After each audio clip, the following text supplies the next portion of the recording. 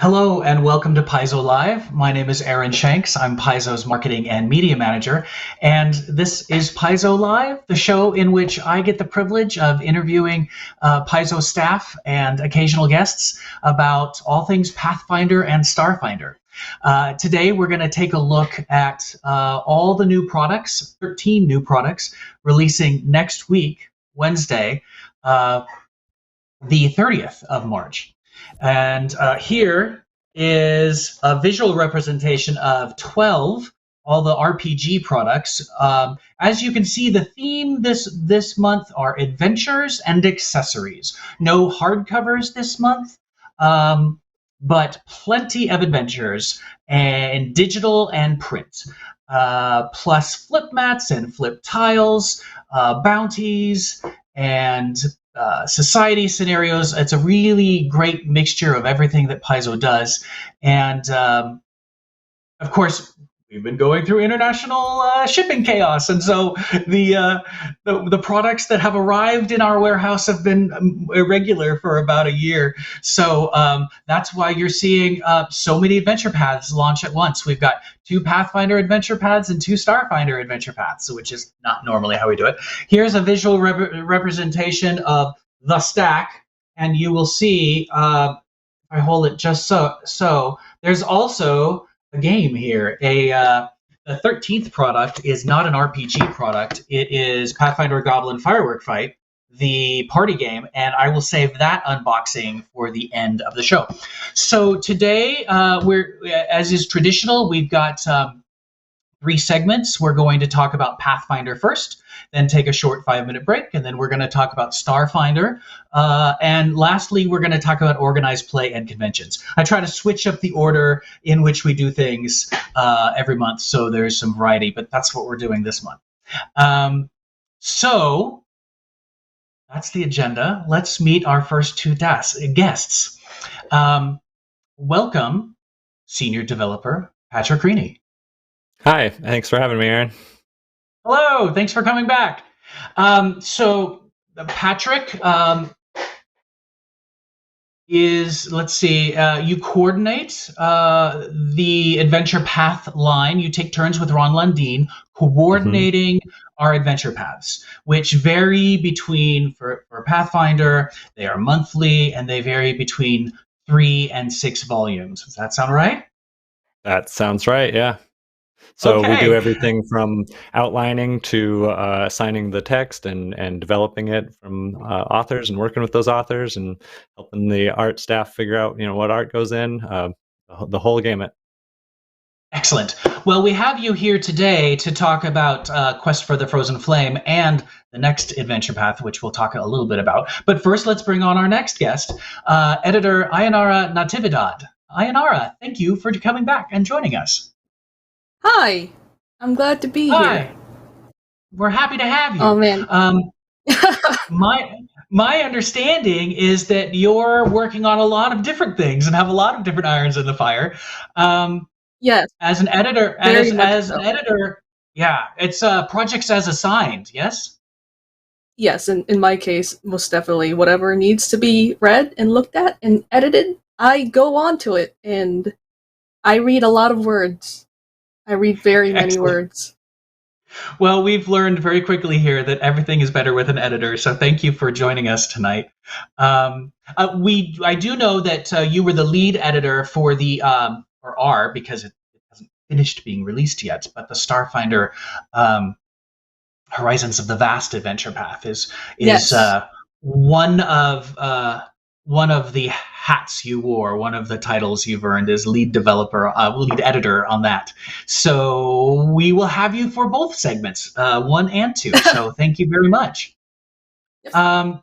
So, audience, in light of this introduction, I'm now going to take a swing and make an adjustment, because the first, I've introduced our guests, but I really want to talk about Strength of Thousands, the last volume of the Strength of Thousands Adventure Path, because it finally came into the warehouse. We're so excited. That, as you may recall, that Adventure Path started in July of 2021. It was a summer release. And of course, it's an adventure path that pairs well with the Mwangi Expanse. And people have been playing it for months. Some people are waiting to start it until all the adventure paths are out. Some people like to do that, or just wrap up the one they're on. And so I invited Saif Ansari, the freelance author, to join us tonight, but he wasn't available. So I'm going to try to have him on at a future Paizo Live.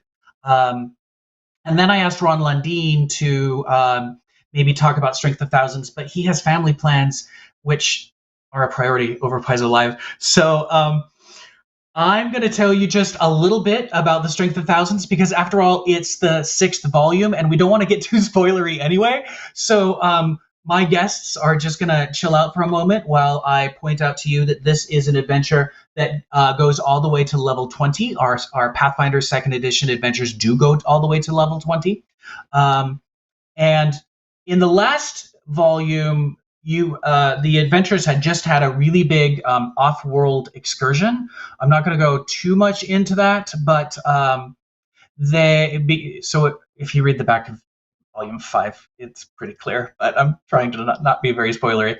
So your PCs have returned in volume 6 and to the Magambia, which is the oldest magic academy on Galarian, set in the Mwangi Expanse. And they've come back to find that the academy is not as they left it. There are problems to deal with, and some really crazy stuff ensues, of course. I don't want to give too much of the plot away, but we do have. So I want to just talk to you about what is in the volume based on the table of contents. Now, it's really fun because there's some in the middle of the adventure. You're going to play in an environment that I don't think I've ever played in before, and it's let's just say, oh, I know, this theme is this whole volume is ant themed, in all sorts of ways. Ants as challenges, and maybe ants in terms of that's how big you are. So there's a definite ant theme in this final volume, which is fun. And then the back matter, there is a article about telling fables. It's been really a great way to how to build story and fable into your plot line with examples and characters, and a way to heighten your storytelling using fable as a structure. And that is written by Jessica Redicop. And then there's a back matter article called Tiny Adventures by Matt Morris. Oh, that image you're looking at right now is from the adventure, and as I said, it's kind of ant themed. That's this image with the candle that you're seeing. That's the image for Tiny Adventures, the back matter article on Tiny Adventures, and it has to do with being tiny heroes. And I think that's something that even if you're not playing this adventure path, you're going to want to get your hands on. And lastly, there is an adventure toolbox with campaign repercussions, and talking about once you finish this epic adventure, what does that mean for your story? There are a handful of different things that are left unresolved, and there are paragraphs about how you can deal with that and directions you can go. Certainly, this adventure builds your characters up to epic proportions, really, really famous heroes, and so that's going to be fun. I will remind you that while this adventure started last year in the real world and in a given year in our campaign setting, it takes place over the course of many years. You go from being students to teachers, and you get older. So when this adventure actually resolves, it will, of course, have a huge impact on your campaign. But it's written such that you're not going to see Paizo necessarily talking about any of those changes according to canon. That stays loose. So don't worry about how it gets resolved, except what makes sense and what's fun in your own home campaign. Okay, that's an overview of what's in the final volume, volume 6 of Strength of Thousands, Shadows of the Ancients by Saif Ansari. There are, of course, a lot of items, magic items in the back, and monsters. If you're a fan of the Magic Warriors, the Magic Warrior lore of the Magambia, there are masks of the Magic Warriors detailed here, really high level items that you're going to want to sink your teeth into. And so I think I'm looking forward to getting player feedback as people dive into this adventure and give us their feedback as to how their adventures have gone. And as I said, I'll try to get Saif back sometime, and we can get his memories of putting this adventure together. Okay, and Savior, if you have questions, we're gonna have a question and answer time, taking some questions from Twitch. But the truth is, some of those might need to be tabled about this particular volume until we can get Ron or Saif back on the show. Okay, so now let's turn the page because we have another adventure path that's concluding, and that is the quest for Frozen Flame. Now that, whereas Strength of Thousands was 6 volumes, Quest for the Frozen Flame is 3. They both started at first level, but Quest for the Frozen Flame goes to 10, and it is in the far north of our world rather than the south. And so, Patrick, my understanding is that there's sort of this little rule of thumb in Galarian that the more magical societies are to the south and the more rugged lower magic cultures are up north. Is that something you thought about? Is that true, or is that? I'd never thought of it geographically like that. That's interesting to think about longitude or latitude in magic. In the case of the realm of the Mammoth Lords, magic does look very different from how it looks in the Magambia and other well-tread Galarian places like Varisia or Absalom or places like that. It is not magic as a lot of high fantasy fans might be used to it. It's a much more kind of sword and sorcery, like salt of the earth, like yeah. I'm not sure if I know what salt of the earth means, but it's much more down to earth kind of druidic magic is definitely a thing. Right. Primal magic, maybe not so much arcane. Yeah, not so arcane necessarily. Yeah, very primal. Maybe a great place for a sorcerer to come from. It is the home. This is the home of our iconic barbarian. Yes, I mean this is right. This is the culture that she comes from. That's right. Yeah, the sword swinging lady herself. Yeah, it's a place where only the most rugged and hardy folk can survive for long. That's for sure.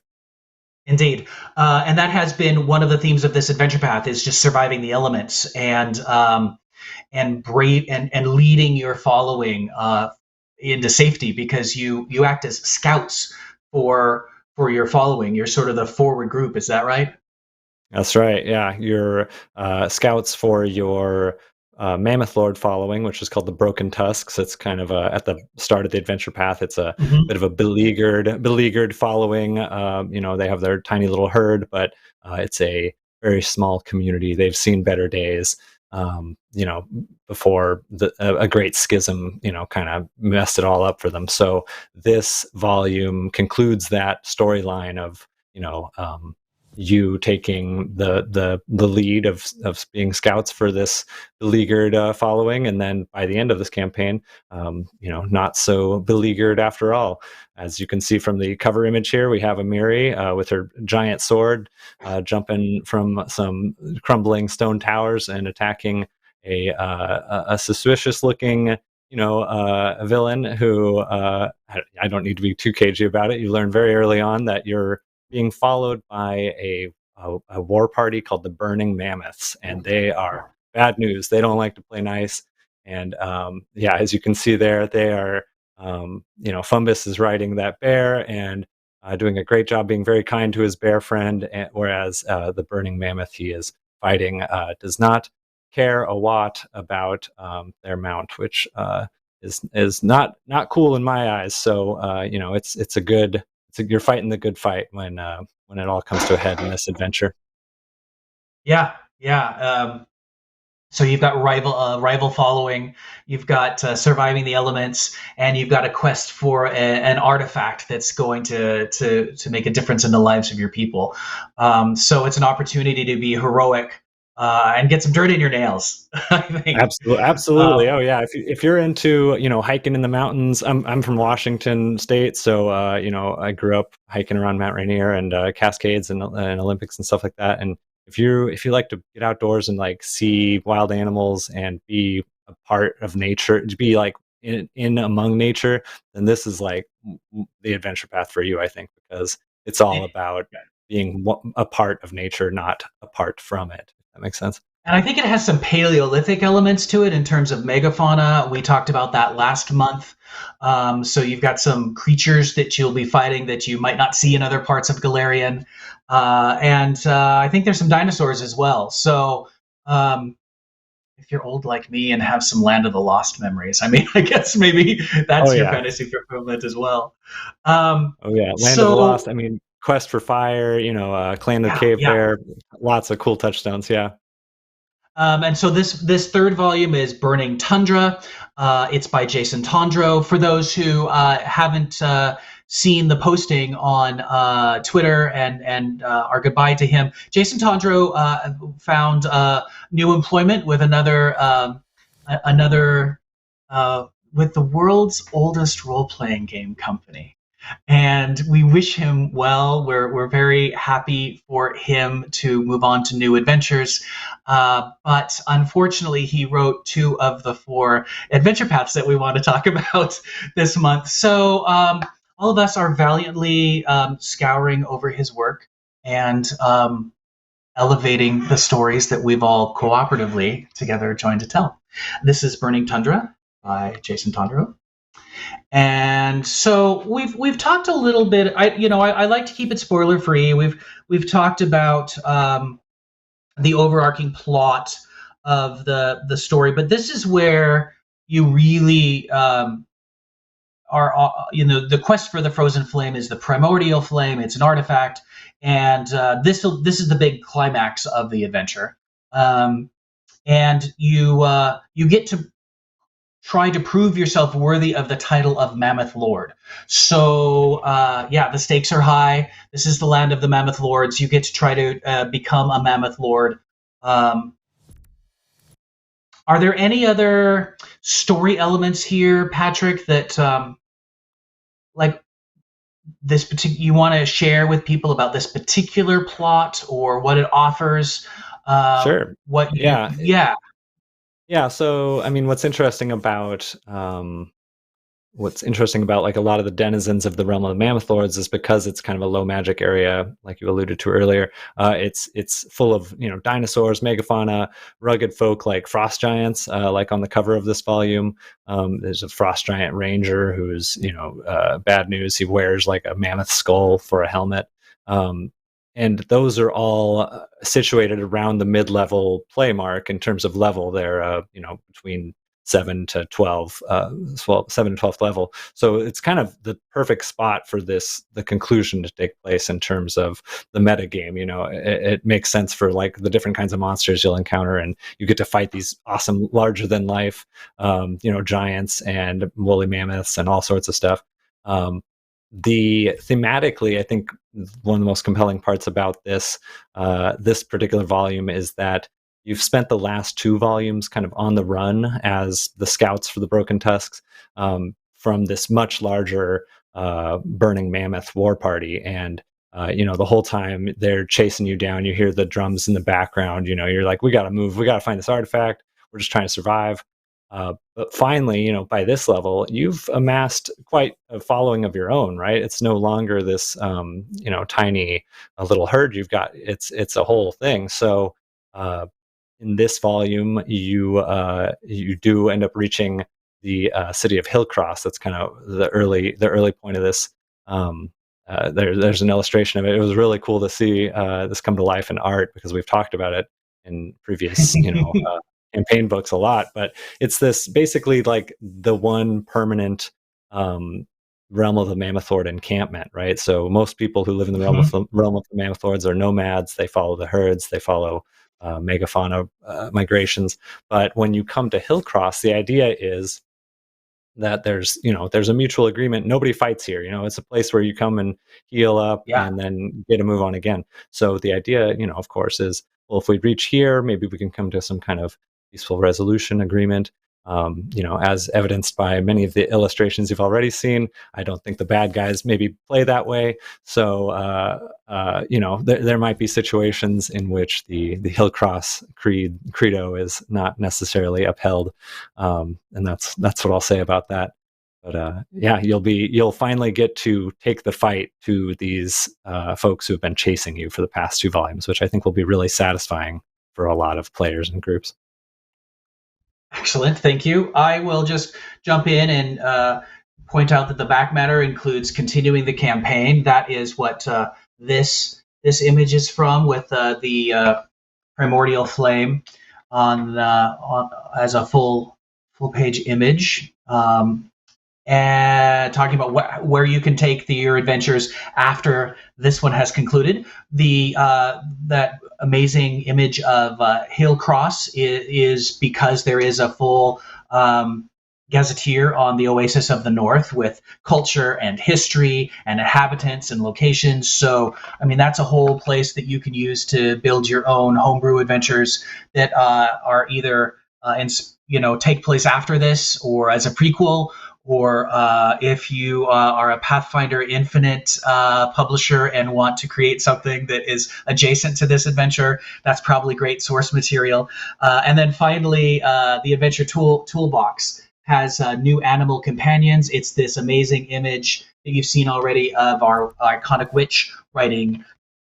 Well, there are 3. Actually, she might be flying above them rather than riding. 3 dinosaurs. And I believe that this volume contains the spell Dinosaur Fort, which, yes, it does. There it is. It's a 10th level spell. It's finally come to Pathfinder, Dinosaur Fort, which is an inside joke. I guess we're going to have to explain at some point. Ask someone in in chat about the backstory, but I believe it was a typo, and then we had to decide, well, what is it? Dinosaur Fort, does it? Anyway, once we create such an outrageous idea, how do you manifest it? And it has now been manifested as a 10th level spell. So you might want to purchase the Adventure Path for that spell alone. I'm just saying. And it also has the Mammoth Lord archetype. And a lot of new creatures, of course, oozes and zombies and nymphs and things that may or may not be in the adventure. So that is a guide to Volume 3. Aranara, tell us now. This you weren't lead editor on this one, but you did, look at it before it went to print. At least you were part of the team of editors that look at it. Has this walk down memory lane brought up any memories of looking at the material that you recall? Oh yeah, it has. Honestly, when I was reading through it, I thought this is technically this is the end of the adventure, but the stakes feel as high as it was in the previous ones. You are fighting, and you've kind of taken the you've seized the opportunity to start fighting on your own terms, but it doesn't feel like the danger is really, that you're out of it quite yet. You're still going to have to fight the rival followings and these people that clearly don't play by the rules of Hillcross. Surprise. Right. But more than that, I think that anyone, any GM or any group of players that really enjoys faction building and the idea of building up this following is going to enjoy how it culminates into something that you can really influence. Like the type of people you're recruiting, you're following, how you treat them, how they end up fighting with you, aiding you, and the allies you make with your following. It really it feels like it gets rewarded at the climax of this adventure. And even in the end, if you chose to want to keep playing this campaign, there's a lot you can go with it, because I think it's easy to. I'm not gonna say it's easy, but there is a risk that you can lose. Like in this fight, you can lose a lot even if you win. And that's all I'll say on that, because I don't want to spoil what happens in the finale. Dun, dun, dun. Yeah. Thank you. I think this adventure arc feels as epic, and the stakes are just as high as the 6-volume adventure path. And I think that in both, my understanding is there's really a lot of opportunities for role playing, character building, interacting with NPCs. I think that our adventure paths are sort of known. Pathfinder really leans into tactical and strategic play, but I think what we've heard you say, in describing these adventures, is that there's plenty of role play opportunity to see what direction the characters go. And do you think about that as you're making these, Patrick? Oh yeah. I mean, because you're right, there is a lot of tactical and encounter strategy going on in our game. That's one of the points of pride we have, is making a really cool, complex tactical game. But I think it's just as important to make those encounters meaningful. Otherwise, otherwise it could be chess or checkers. It's too abstract if there's not an emotional element to it as well. So that's kind of what the goal of these stories is. And I think that's one of the coolest things about this particular story is this was, huge passion project for me. Like I really loved working on this, and I was so excited to see how it turned out, and I think it turned out great. But this idea that you're part of a small group at the beginning, and you're probably gonna you're traveling with the same found family. It might be a biological family, or it might just be your dearest closest friends, but you're traveling with these same people that you've spent a long time with, and it takes place over many months. So there's lots of opportunities to form really important bonds, and for the GM and for the players to really build these characters that come to life in ways I'm sure none of us could have imagined. But that was the goal with the first volume, is we want to introduce all these characters so that you have the tools necessary, the tools you need to choose which characters click with you. So by the end, as Ayanara alluded to, the stakes are high, and they're I think there's no such thing as a 100% success rate. You can't count on always winning. That would defeat the point. Right. So if the stakes are that much higher, if you're oh, I don't want the elders and the the song singers and all the hunters and all these people that I've been bonding with, I'm fighting for them as much as for our party. So I think there's a really strong emotional element to this that is harder to portray in a longer adventure path, because you're doing so much in a 6-part adventure path. You're often spanning entire planes of existence or something like that. But in this adventure path, you're spanning a couple 100 miles maybe, but you're in the same realm that you started in, and that's your homeland, and you're fighting to defend the people that are immediately around you. Thank you. Yeah, that sounds really engaging. Let's start our wrap up of the segment. Chat, if you have some questions about Quest for the Frozen Flame and Burning Tundra, feel free to type them into chat. And in the meantime, Ayanara, where do you like to be found on the internet? Do you have a Twitter handle, or are you are you more private? Do you like people to just I do have a maybe Twitter reach out? handle. Yeah?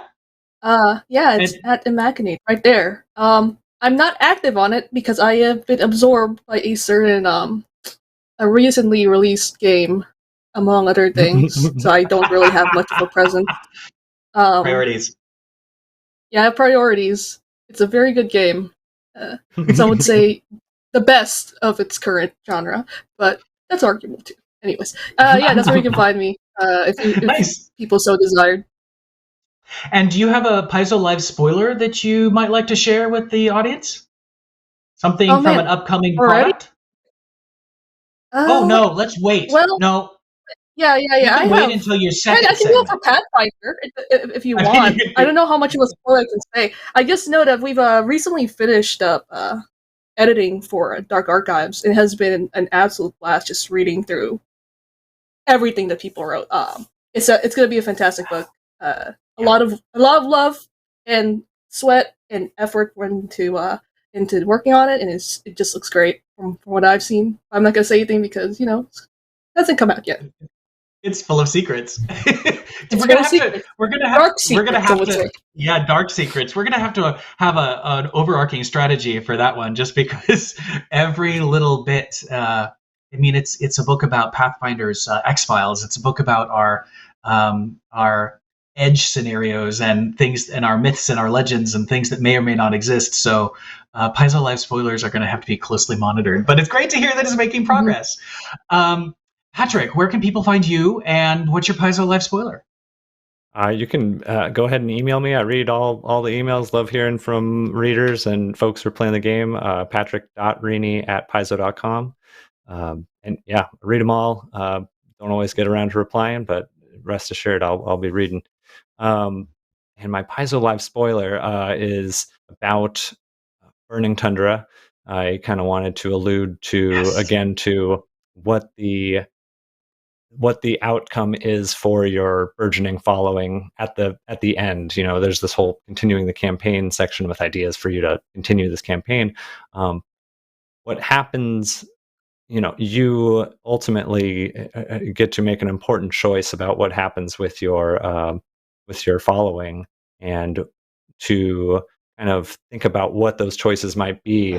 We looked very carefully at like real world anthropological things, what would happen in Neolithic and Paleolithic times when a hunter-gatherer band reached a certain size. In the real world, it was something like 200 or 300 people. Became very big.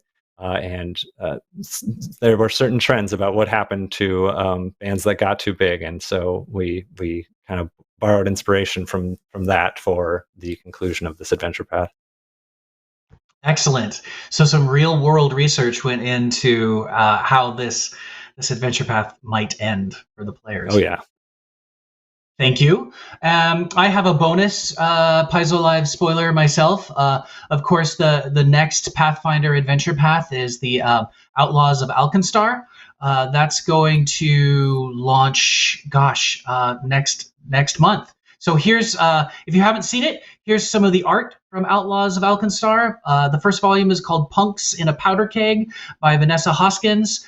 We've shown this image on social media. It hasn't hit the website yet, but it's gorgeous, and I wanted to show it to you in higher resolution. We've got our iconic inventor there with his construct companion, I believe Warp is his name. And as you can see by the logo, I would call it a steampunk Western feel. You can look at the architecture there. I've seen internal conversations about, is there internal, what's plumbing like in Alkenstar?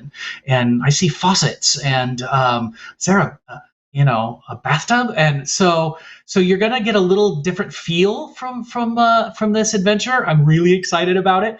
I can tell you that the player's guide is ready to go. Patrick's written it, and we intend on posting it on next week. So you heard it here first. Make sure you come back to the Paizo.com webpage and download your free PDF of the Outlaws of Alkenstar Player's Guide. I also know that we're working on a trailer, which Patrick wrote the script for it, the teaser trailer, which is awesome. So there's all sorts of goodies coming your way with the Outlaws of Alkenstar. It's a completely, the diversity of these Pathfinder adventure paths is just huge. I mean, you're going from like Arctic Mammoth Lord stuff, Paleolithic, Neolithic to steampunk. Very very high tech kind of stuff going on. Yeah. Big swing. It's great to see. It's great to see the big swings. Lots of options. All right. Then I think those are that's what we have time for with the two of you today. Thank you for talking with me. Thank you for sharing your stories and how people can find you and your Paizo Live spoilers. We'll say goodbye for now. And I'll move on and talk a little bit about Pathfinder accessories that are coming up. So I do want to mention that you can subscribe to Pathfinder Adventure Paths so that on Paizo.com so that they are shipped to you and you never miss an adventure path. And you can also ask for them at your favorite local gaming store and at many VTTs. I just talked to Roll20 today, and they will have Strength of Thousands available. Should have it next Wednesday when the Adventure Path launches. Roll20 should have that ready for virtual tabletop play. And Burning Tundra as well. So both these Pathfinder Adventure Paths should have VTT options as of next week. And I want to just show off the flip mat, Shattered Dungeon, the Pathfinder flip mat Shattered Dungeon. That is the flip mat that's being released this month. You can see it's got lava cracks and that other map on the other side. There's some pools of water and some plumbing that are very strange and mysterious. So I feel like I've seen a lot of Paizo flip maps that have these big lava rifts in them previously. So really you can probably pair them with several other flip mats that you've purchased to make the beginnings of a Shattered Dungeon mega dungeon. So yay, have at it. Also available, you can also subscribe to Pathfinder flip mats and get that delivered directly to you. They also have a digital version. When you purchase it, you not only when you can purchase the digital version, and that'll come as a PDF and I believe a JPEG, so that you can import that into VTT if that's what you want to do. Sold separately from the print flip mat itself. Okay, that is what we have time for Pathfinder Day. We're going to take a 5-minute break and be back with our Starfinder guests. I'll see you in a few. The latest releases for Pathfinder and Starfinder are now available at your local game store in Paizo.com.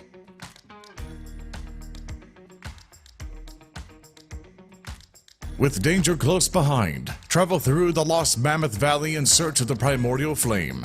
You will need to solve the riddles of the ancient valley and recruit followers, all while evading villainous overlords and unraveling the legendary artifact's mythical past. The quest for the Frozen Flame adventure path continues with Volume 2, Lost Mammoth Valley. When the last crusade against the demons ended, the hamlet of Boldvis was one of many casualties. Now you must head into the ruins to find a missing deed and any other surviving treasures. Have the demons truly been removed, or are there other, darker secrets waiting in the ruins? Find out in Pathfinder Bounty from Family Lost. The Pathfinder Society has sent out a call for you to delve into abandoned dwarven ruins in search of treasure and knowledge that might otherwise be lost to the ages. But there is no telling what dangers might lie in wait. In Pathfinder Society scenario, Delve the Pallid Depths. A clandestine meeting with a trusted ally sets the stage for Pathfinder Society scenario No Time for Treason. Bearing dire news, she reports that a venture captain has gone into hiding following a strange series of crimes. You are needed to investigate the crimes and track down the wayward venture captain. In Starfinder Society scenario, Rashine's Remembrance, continue the adventures to track down the legendary explorer Rashine's final treasure. Years after her mysterious disappearance, many adventurers have tried to trace her footsteps to find her final resting place and, of course, her treasure. Clues lead to a desert world in the vast covered by sprawling necropolis. What secrets and treasures will you uncover within? Is this her final resting place, or something else entirely?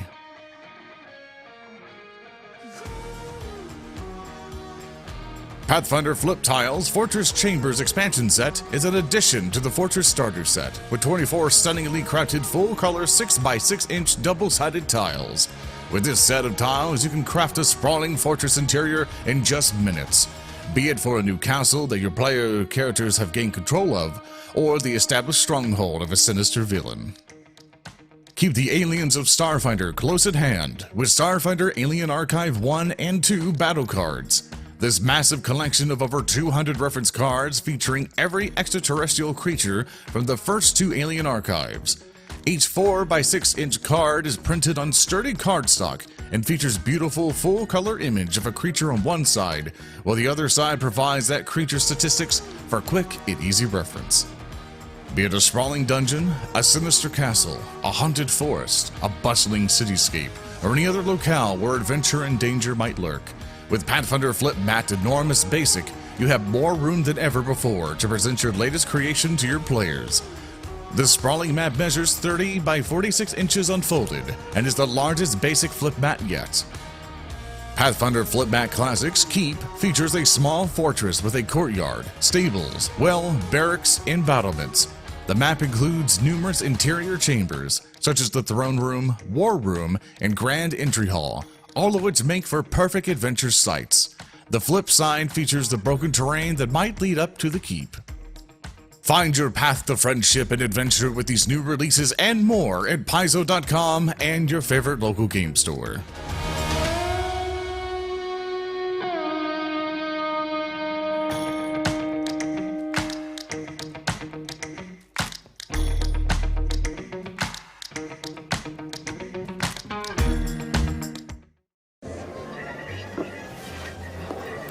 Going somewhere?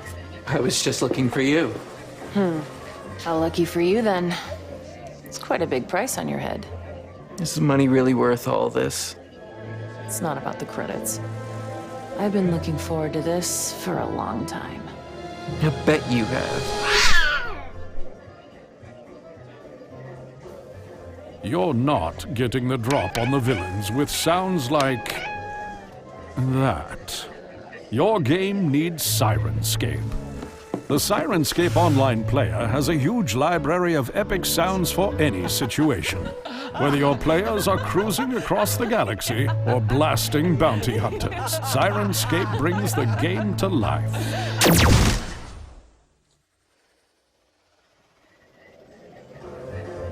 Epic games need epic sound. Go to Sirenscape.com to get started today.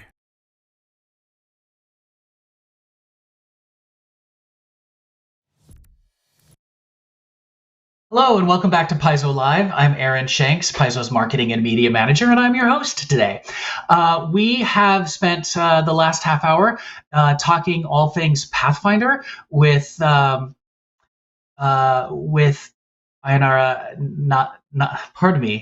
Natividad, and Patrick Greeny. We've been speaking about the Strength of Thousands, Pathfinder Adventure Path, and then we turned and spoke about the quest for Frozen Flame Adventure Path. And now we are going to focus on Starfinder. And our guests today are Development Manager Jason Keeley. Welcome, Jason. Hello. Hello. Thanks for having me. Yes, and you are the lead developer on Horizons of the Vast. So right. We're very happy to have you in that capacity today. And what you also do is manage the other developers. Yes, so you wear a management hat as well as you were the lead developer on this adventure path. That's right. All the Starfinder developers who are working on the hardcovers or the other modules and whatnot, Pathfinder developers and organized play, digital adventures. The developers are a different boat, but yeah, Yeah. everyone has a little team to get together and work on these great products. Excellent. Thank you. And our other guest is Ayanara, returning editor and lead editor for Horizons of the Vast. Thank you, Ayanara. Wow, I'm back. Yes, you are. Thank you. Thank you. Thank Yes. you. I'm glad to be back. Yeah, excited. And yeah, so we'll be very interested to get your recollections of looking at the Horizons of the Vast adventure path in its entirety. Both of you and Jason are going to be great for big picture things. Are you and let's see, are you working on well, we kind of I kind of asked you about this before the start of the show. My understanding is what you're currently working on is a little bit of everything. Could be Pathfinder, Yes. could be Starfinder, and great. That's the life of an editor. Yes. All the things, but It's very fun. But this one you got to be the lead. So it's great to have you with us for that. So we have two adventure paths coming out at the same time this month for Horizons of the Vast. These come out every other month. That's how they were planned. But with international shipping chaos, what happens is things come into the port, probably the port of Seattle, and these big crates get loaded into just piles and piles of shipping crates, and unfortunately it's taking longer than normal for them to get to us so that we can send them to you. So thank you everyone for your patience and your understanding during these times, but it's here. Yay. So Icebound Volume 4 is what we've got going on today, and Volume 5, Allies Against the Eye, we'll talk about sequentially. But first, let's just talk about what the adventure path is in the big picture. Jason, what makes this adventure path different from some of the others that we've written before at the big picture level?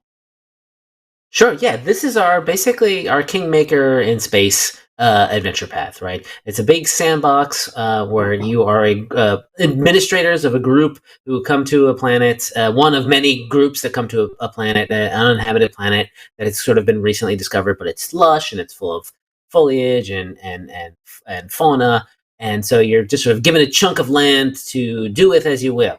And so, the very first volume, you land, you start exploring the place, you set up your resources. We have a whole charter development system to replace our kingdom building system, because kingdoms are a thing of fantasy, and we need to be a little more science fantasy and, I guess, bureaucratic sounding.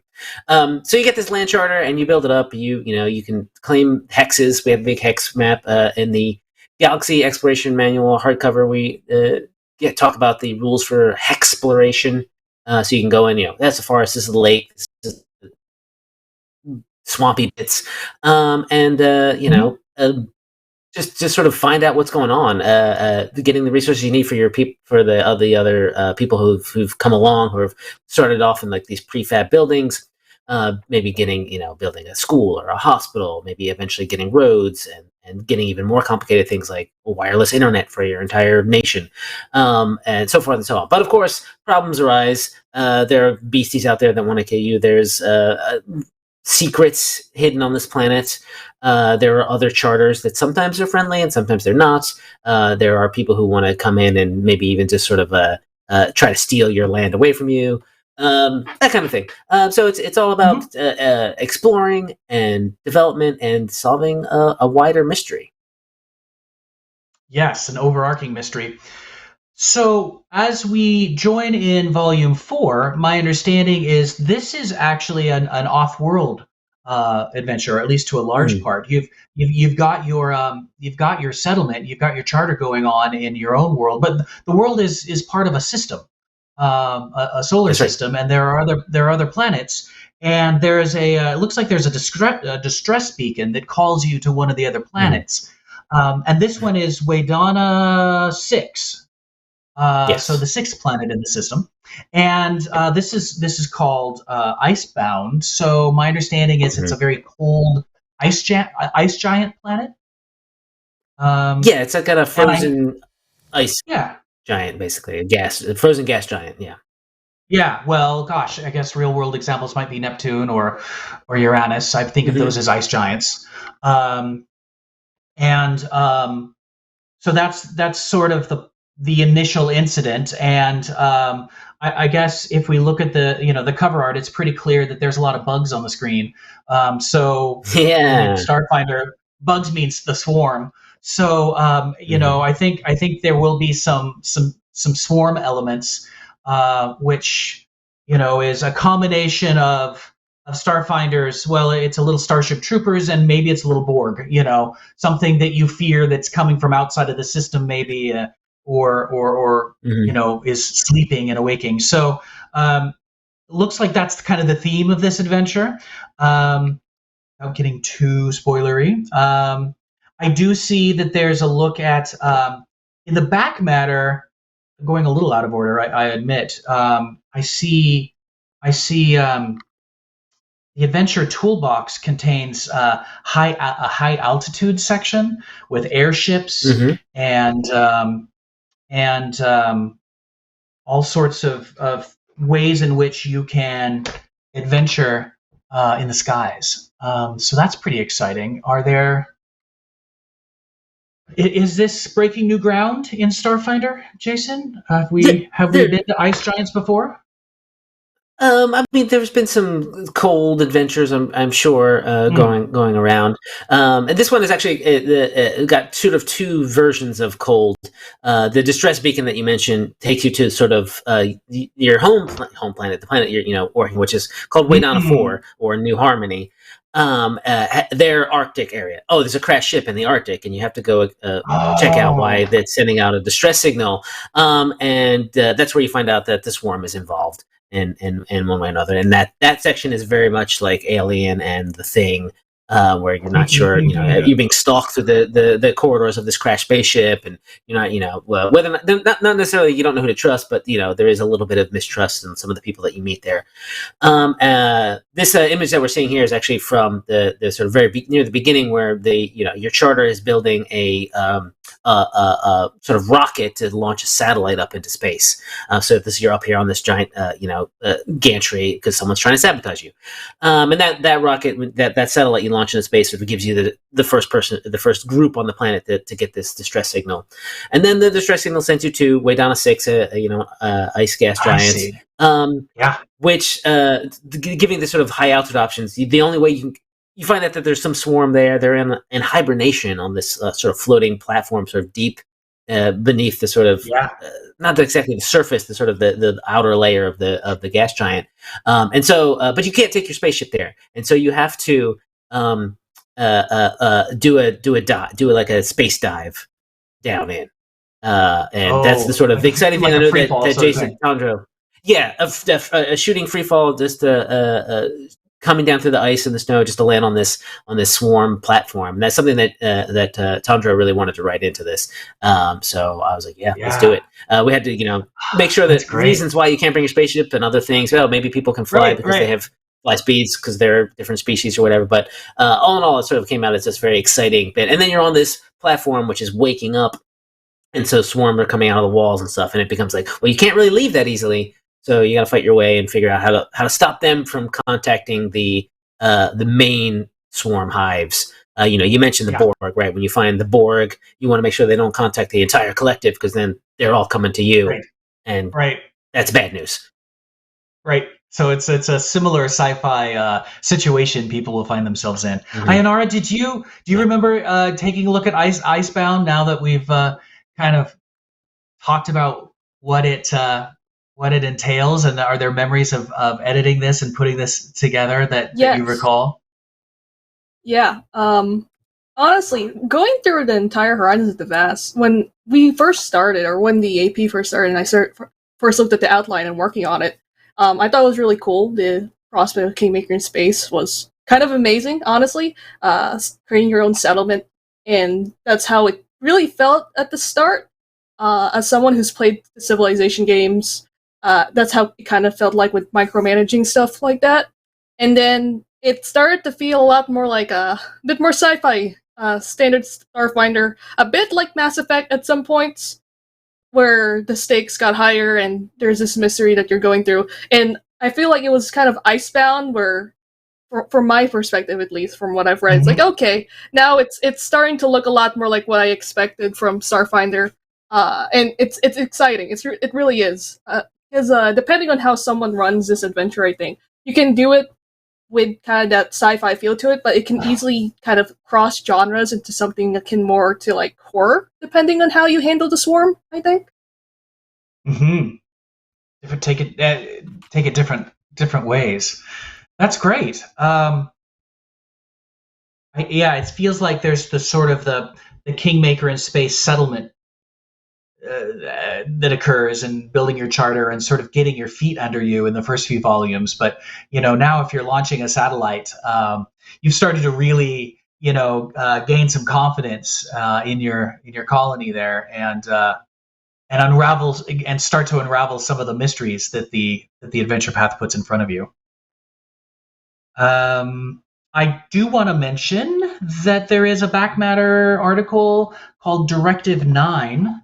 And that is by Christopher Wasco, I think his name might be pronounced. Directive 9 is about Viscarium intelligence, with history and structure and relations. Now, I dare say, Jason, that I feel like I don't know if we should talk about how this is related to the adventure path for fear of giving too much away. But the Viscarium are an organization in Near Space.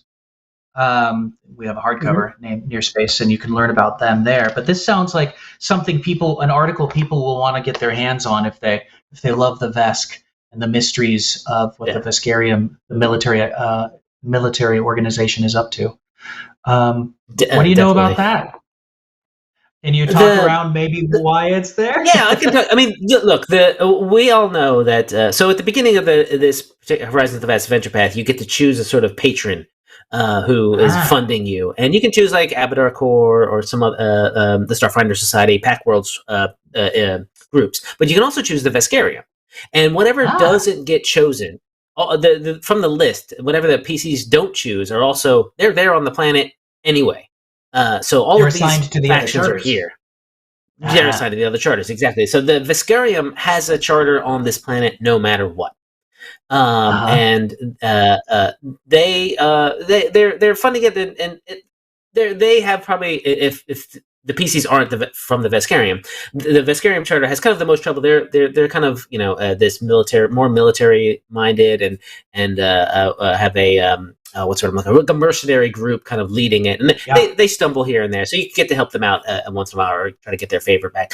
But the Directive 9 group is the Viscarium's MI6 or MI5, whichever you prefer. So they are the cool spies who maybe occasionally do a little bit of wet work, but they're mostly just sort of about being sort of secretive. So there might be some secretive individuals in this particular adventure that you meet who might be a part of this particular organization. If you go through that, the hilarious part, if you go through that article, you'll notice there is I think we ended up calling this piece of art 00 Skittermander, because... Well, I mean, that name should probably tell you everything, what that piece of art looks like. But the Directive 9 article is great for people who want to be spies, who want to be cool spies, who work for the Viscarium. I think there's an archetype in there. There's lots of good player options.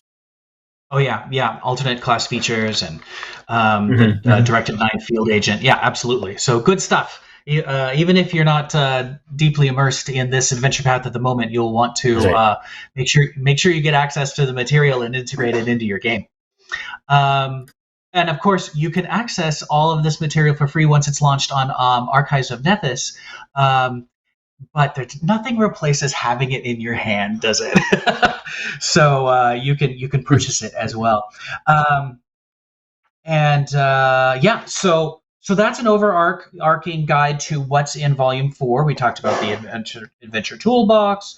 Lots of swarm mechanics and lots of a back matter article on like how a GM can build more swarm. So that's super valuable. And is this the one where there's there's um, a medium starship mystical beast that's a bull with guns for horns. Yep. That's over the top funny. And a tiny starship monstrous humanoids. So there's a lot of in the back matter. This one has a lot of really really big monsters in it. So something to look forward to there. It's both scary and intimidating and ridiculous sometimes, all at the same time. Yeah. Which is what Starfinder is really great at, actually. Yeah. Intimidating and ridiculous at the same time. So let's talk about the next volume. That is 5 of 6. It's called Allies Against the Eye.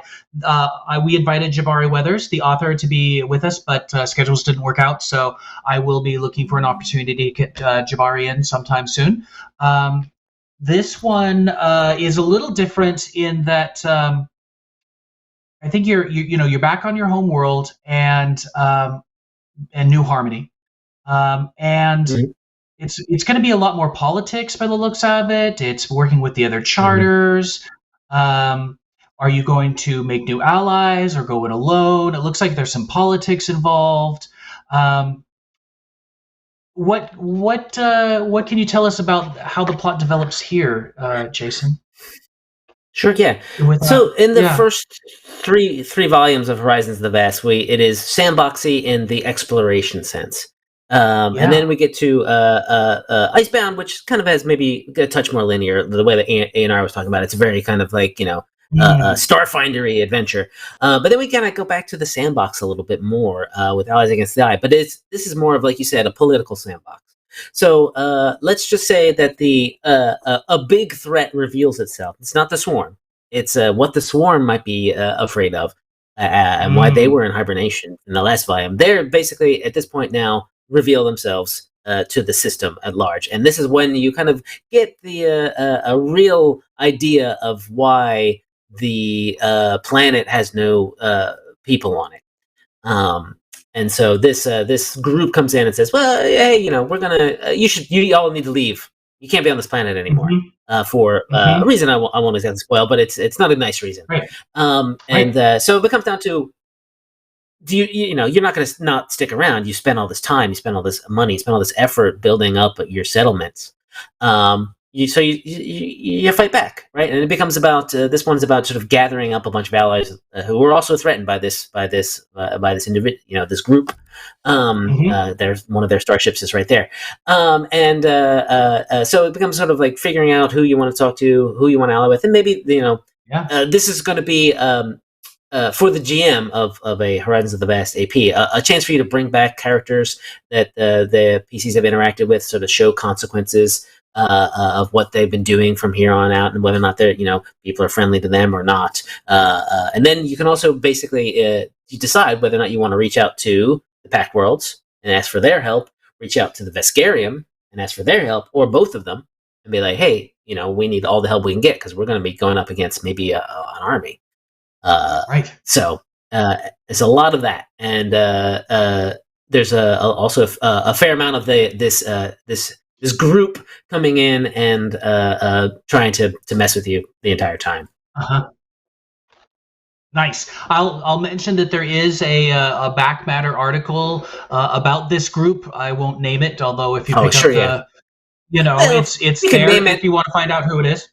But it's there. It's a full back matter article. I believe it's about this group. And I know you've actually made it interesting enough so that this group can exist beyond this particular volume and this particular adventure path. This group, which I'll go ahead and name because we're gonna hear more about it. But they're called the Order of the Culling Shadow, which is obviously a very kind of spooky and evil kind of name. But they have a very and there's that's a Dralic, by the way, and that's one of the leaders of this organization. And they the organization sort of is very focused on this system for reasons you'll find out, but they can be usable anywhere essentially if you want them to. And so we talk about some individuals who are not necessarily going to be present in this adventure path who can sort of take up the mantle of this cult essentially after you because Adventure Path is about defeating them essentially. So when you defeat them, maybe in Volume 6, you can maybe bring them back for more campaign stuff, or just sort of say like, oh, if we say later on, oh, they were all murdered by the people of this the good guys of the system. Well, if we want to use them again, we have this fail safe, and say like, oh no, wait, actually they had another leader that was never in the system at all, and is spooling things back up again. Yeah, so it's good fun. Excellent. So more lore, more factions and organizations to integrate into homebrew campaigns or extend the life of this campaign. Ayanara, what are there? I keep thinking that it must have been very interesting as an editor to be working with this new place, but have so many connections to the established setting. Back at the Pact Worlds, the Pact Worlds of Fiscarium, and needing to make sure that everything lines up with the lore and the story and the setting, making sure that all the moving parts were accurate. And is that part of what you cross-check as an editor, making sure the continuity makes sense? What do you remember about looking at this volume? I mean, I try to catch it, but honestly, I just have to trust that the developers have done the bulk of that for me, because that's a lot. Like, quite frankly, that is a lot. It's a team effort, I'm sure. Yeah, I agree with how Jason put it. This is the point where I think the mysteries have been sprinkled through the earlier parts of the AP start to make sense. This is the point where players will start connecting the dots and go, that's not good, and it's been hinted at for Adventure Paths at this point. But this one I remember. There's I think in the early parts of it that I got sad reading part of it, because I think it can get there's a kind of sequence, a part where the party has to go through to progress this issue or this conflict. Like, they need to get something in order to make sure that they have a way to defend against this oncoming threat, and it goes through an area that I think can be ran either like standard exploration as we expect from Starfinder, but also can be given a certain poignant way of running it depending on how your party likes the theming and kind of how they approach certain types of in a way, conflict and loss. It's almost tragic, I think, but that I might have taken it a bit more personally than intended while I was going through and editing it. I don't want to spoil anything, because I think that would ruin it. No, that's great. But what you're saying is there's opportunities for emotional connection and emotional hooks that really resonated with you. That's a good way to put it. Like, depending on how people run it might just... Yeah, and I think that Adventure Paths are like that. There's usually an abundance of emotional arcs and emotional hooks that don't know what's going to resonate. Well, when I GM Starfinder, there's what I think is gonna what I think I'm going to do, and then there's what resonates with the party. Right? It's group storytelling. It's collaborative storytelling. So what's emotionally resonant with there's an opportunity for it to be emotional resonant with a lot of different people, depending on who's at the table.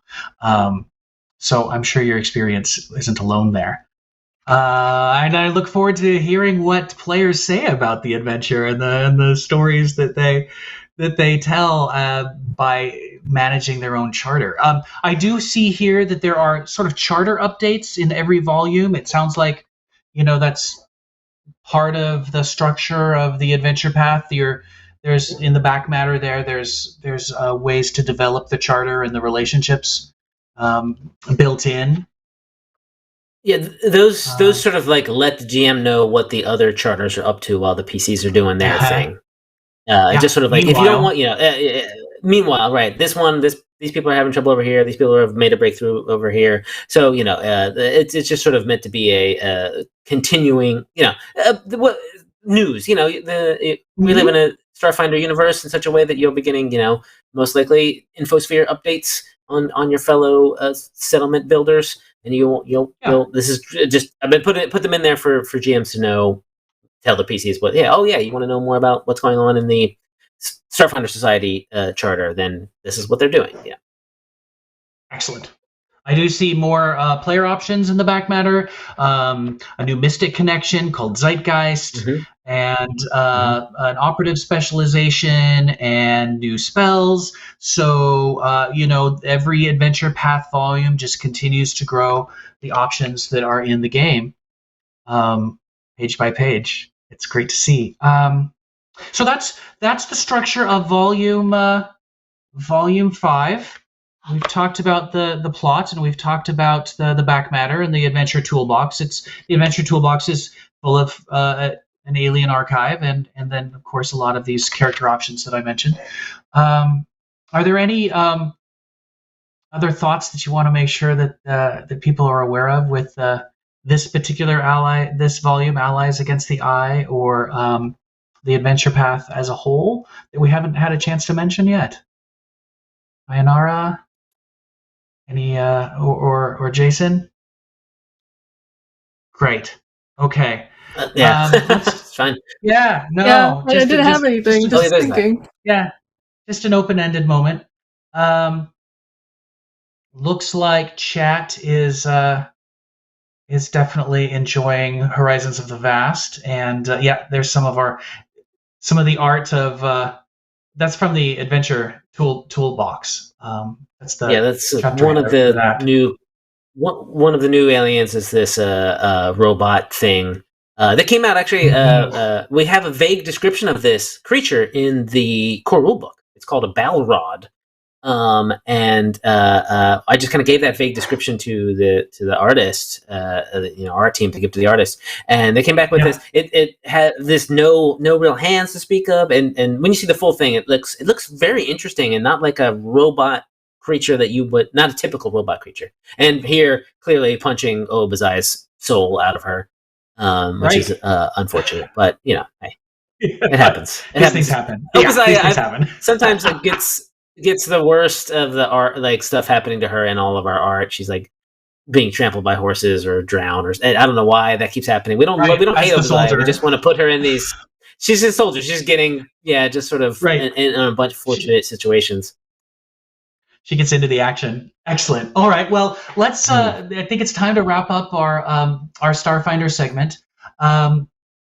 Ayanara, where? Let's see. We've already talked about being available on Twitter, your Twitter handle in the previous segment, and that's been available in the lower third for people to look at. Do you have a Starfinder Paizo spoiler for to close out this segment tonight? Yeah, I remember the ending of Horizons of the Vast. It just felt bombastic, quite frankly. Depending on how people build their charter and the choices they make, it might feel different, but I think the way the adventure kind of leads you through it, it's going to be big. The finale is it's a finale, it's a Starfinder finale, that's for certain. Nice. So expect epic Starfinderness for Volume 6. That's great, and that should be out. I think it's 60 days. It's depending on international shipping chaos. We'll see. But sure, yeah. At this point, I think it's another 60 days before that's available. So it gives people time to play these and be ready for the next volume. Jason, where do you like to be found, and what's your Paizo Live spoiler? Sure. You can find me on Twitter at Herzwesten, HERZWESTEN. And, I'll be tweeting about stuff, my own sort of occasional forays into releasing tiny little role-playing games about weird things. Most recently, I put out this game about being cereal mascots, and that's sort of free to download, but you can find that on my pinned tweet. And my spoiler, I've got two, but NR did sort of steal a little bit my first one, which is that Volume 6 is good. The ending at Volume 6 is going to be is going to, I think, blow people away a little bit in terms of its scale and scope. So look forward to that. But unrelated to, let's say, maybe I'll do 3. How about that? Because the first one doesn't count because that's INR's. So we'll do the second one. We're soon. we're gonna. It's been people know that it's out there, but the Drift Crashers Adventure Path is the next one coming up after Horizons the Vast. It's a 3-parter that is also quite bonkers from the very beginning. It has time travel. It has mirror universes. It's got hell, and that's just in the first volume. And then it goes to black holes and the realm of Desna, and then a massive cube in the Drift that is all twisted up inside. So it's a lot of crazy stuff there and there, and that sort of is following it takes place at the same time as our Drift Crisis of mega event, which a book will be coming out about. A hardcover book will be coming out pretty soon, like May, I believe. So let's look for that around the time of PaizoCon. And speaking of PaizoCon, my third spoiler is that you can expect the puzzle hunt to return to PaizoCon this year. It's our 6th year doing the puzzle hunt. Myself, Joe Piscini, and Ron Lundeen are going to be designing the puzzles, and as always, Sonia Morris is going to be doing all the good layout for that. So that team is gearing up to go, and we're very excited to do it one more time. Excellent. Yeah. Back to the puzzle hunt. Excellent. Thank you. Thank you, Jason. That's great to hear. Yeah. We'll talk more about cons later on in the show with Alex, but yeah, PaizoCon will be Memorial Day weekend in May, both physical and online for those who can't get here. And yeah, Drift Crisis is scheduled to drop the Wednesday before PaizoCon. That's the hardcover that really goes into the Drift, which is our hyperspace, and sets the tone and the scene for the Drift Crisis, which is our year-long mega event. With international shipping chaos, it might be delayed, but we hope not. So we'll pray to Triune and make sure everything gets delivered on time. So thank you both for joining me. I'll say goodbye for now, and we appreciate all the Starfinder insights you've given us. Now I'm going to turn to the Adventure Path, the Starfinder accessories that are coming out this month. Just to circle back, we've got Adventure. You can subscribe to the Starfinder Adventure Path so that you get those Adventure Paths delivered to you directly every other month. There is also a Flipmat subscription. Here is Waterworld. And I think we have a much better image that isn't full of glare to show. So that's Waterworld. Thank you. You can see there's 2 maps, a front and a back, and it's like the surface of the water on one side. And then underneath it's what looks like maybe a metal pier pilings, a lot of like alien coral, and then in the corner the beginnings of a deep black abyss. So super cool. And I think you could probably use this for a lot of things that aren't necessarily science fantasy. It's could easily be used for underwater and just fantasy or modern RPGs as well. The next one is Casino, also dry erase. That great Starfinder aesthetic with it looks like a casino, very very opulent, lots of circular tables. I don't even know if 1960s is it's sort of timeless, this the Starfinder aesthetic, but I think it also can be used in a modern RPG if you like that. So if you need a casino, this is a great one. And then lastly, we have the Space Station Corridors expansion flip tiles. And that is what I want you to know about this is that the Space Station starter set, it pairs with the starter set. That starter set should be available. We keep the starter sets in stock. But these expansions, we print them once, and when they're gone, they're gone. A little like Adventure Paths, really. So if you're a home brewer and really want to create something that's really flexible, this Space Station Corridors expansion is going to pair well with the existing Space Station flip tiles and let you create something, a space station that really just can go on and on and on, because you can keep changing those squares up to be the infinite space station that you need. Probably great for Absalom Station, really, since it's so huge. So those are the 3 Starfinder accessories that are printing and releasing this month, just next week, next Wednesday. And that concludes our Starfinder segment. So we'll take another 5-minute break and come back with more talk of organized play and our upcoming conventions. Stay tuned. Long ago, our people emerged from the caves to a world covered in ash and ruled by monsters. To guide our way forward, Sister Cinder, goddess of fire, gifted us a divine artifact, a sacred lamp to cut through the darkness. For many generations, we carried this artifact across tundra, hill, and forest. Its light created a new order for all who dwelled in the realm. But when the great quake sundered the eastern lands, demons attacked. Our people were divided, and the artifact was lost. We have wandered in shadow ever since. More than 100 winters have passed since that time. Now battle drums beat in the distance, and the fires of war burn on the horizon. To survive, we must travel into the lands unknown. Hidden in these ancient plains, buried under mud and stone, is the legendary tool which will rekindle our legacy. Strive the brutal landscape of the realm of the Mammoth Lords. Find new followers to strengthen the clan. Battle mighty dinosaurs. Tame vicious megafauna. And slay monstrous beasts. Defeat those who hunt us. Prove your strength to become a master of the realm. Join the broken tusks and wield the ancient fire in the quest for the frozen flame.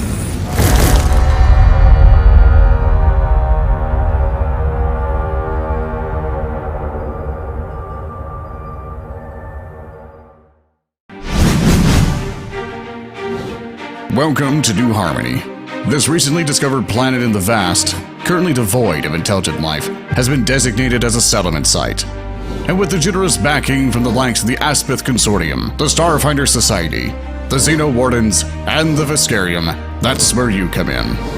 As administrators of your very own land charter, it'll be your responsibility to explore the lush, fertile landscape, catalog the various forms of flora and fauna, construct projects that ensure the health, safety, and prosperity of your citizens, negotiate with leaders of other charters for the benefit of all, uncover ancient ruins, and solve a mystery millennia in the making. In the end, the world of New Harmony is yours, should you survive. Horizons of the Vast is a Kingmaker and space-style adventure path for 1st to 12th level characters.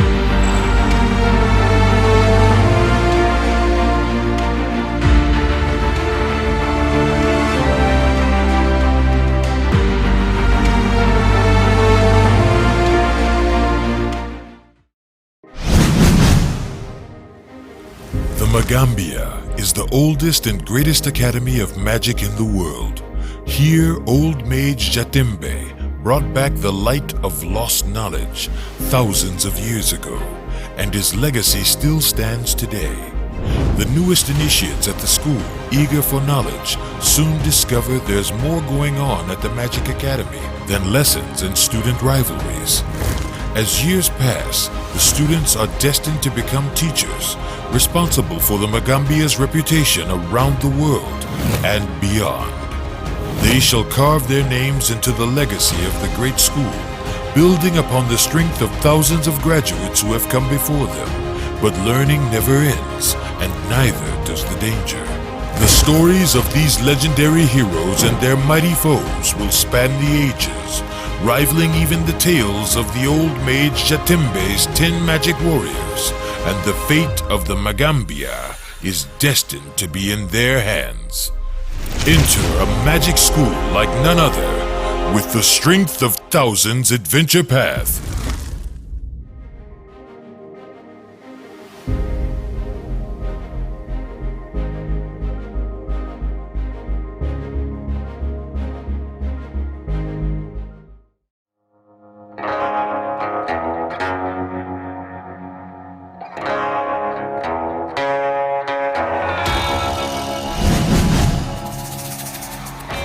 So, you used to work for Edge Corp, huh?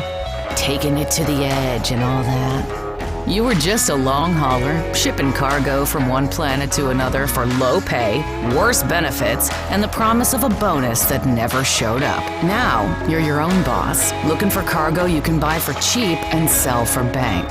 Jobs are everywhere. Absalom Station, sure, but the Veskarium too. Near space, even the Vast. Get used to the drift, cause you're gonna be flying long hauls. And some of the things that live in that place, they don't like visitors. I heard Edge Corp is still after you. Something about a stolen ship? And the Golden League is after you too? You got a long list of enemies, hotshot. You better start making some friends. Cause if there's one thing I've learned in a lifetime of carrying freight, it's that every bill comes due. If you really want to be free to go where you want, do as you please, you're gonna have to settle up with these people. And revenge ain't cheap. Don't say I didn't warn you.